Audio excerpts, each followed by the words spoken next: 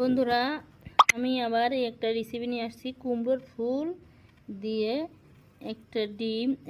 একটা ডিম দিয়ে আমি এখন ভাজি করব, রেসিপিটা তৈরি করব।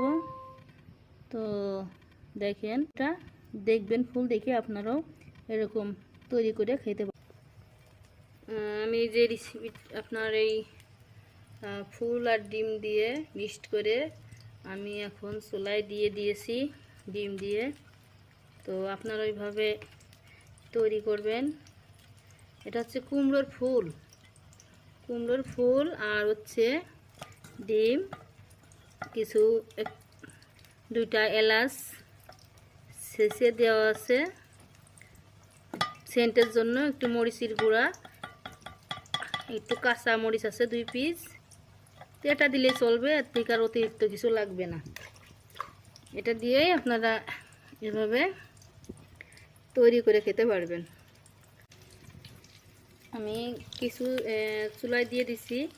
তো এটা হচ্ছে একটা ডিম দিয়েই এতগুলা, আমি 4টা দিয়ে দিছি আর অলরেডি 4টা আছে। একটা ডিম দিয়েই 8টা ফুল ভাজি, কুমড়োর ফুল ভাজি আর কি। দেখুন বন্ধুরা, কত সুন্দর একটা মজার খাবার কুমড়ো। আমি রাত্রে এখানে তো আমার একটু আলো কম, এই জন্য দেখতে সুন্দর লাগতেছে না। তো লাইটে যখন নিয়ে দেখাবো তখন দেখবেন অনেক সুন্দর একটা মজার।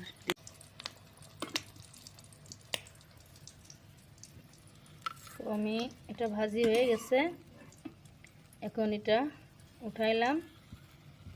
এটা আমার অলরেডি হয়ে গেছে। আর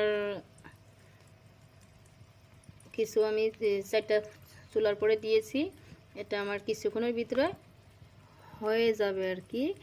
তো কিছুক্ষণ পরে আমার কুমড়োর ফুল দিয়ে মজার একটা খাবার তৈরি হবে। তো ভিডিওটা শেষ পর্যন্ত দেখ বন্ধুরা। এই দেখেন, কুমড়োর ফুল দিয়ে একটা ডিম দিয়ে 8 পিস ফুল ভাজি হয়ে গেছে। তো কালারটা দেখুন কত সুন্দর, খেতে কিন্তু বন্ধুরা সেই মজা হবে, সেই মজা।